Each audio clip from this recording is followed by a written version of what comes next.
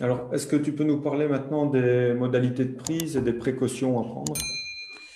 Oui, en général, la Mélis est assez sécuritaire. Il n'y a Mhm. pas vraiment de problématiques qui ont été rapportées. Il n'y en a pas.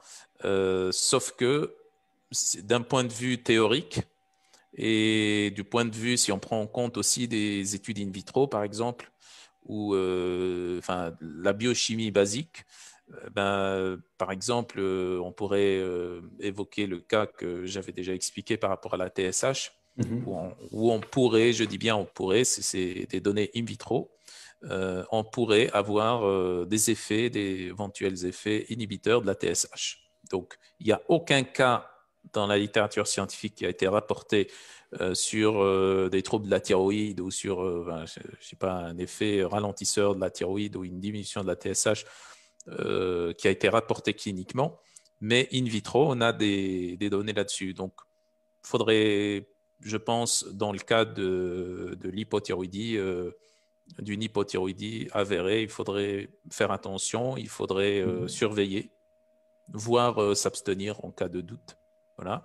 Et puis, certaines données aussi rapportent que la mélisse pourrait avoir aussi des effets antigonadotropes. Donc, en gros, ça, sur le long terme, ça diminuerait l'activité sexuelle. Mhm. Et c'est ce qui est tout à fait normal vu tout ce que j'avais expliqué au tout début sur le mécanisme, sur la composition, sur les effets métaboliques. Donc, c'est un calmant, ça calme. C'est un sédatif puissant. Ça a des effets, c'est pas des études, mais c'est des médecins qui rapportent ça. Mhm. Ça pourrait même avoir des effets qui sont comparables à ceux de certains médicaments sédatifs. Donc, ça a cet effet aussi. Donc, si on la prend sur le long terme, il faudrait prendre en considération ça. Et le mieux, c'est de ne pas prendre sur le long terme et de faire des cures, euh, Mhm. enfin des cures intercalées de fenêtres d'arrêt ou de fenêtres où on prend autre chose que la mélisse. Voilà. Et puis, on a aussi, ou on pourrait aussi avoir des interactions médicamenteuses, mais ça, c'est au médecin de déterminer ça. Bon, des interactions avec des somnifères, avec des antidépresseurs, des neuroleptiques, Mhm.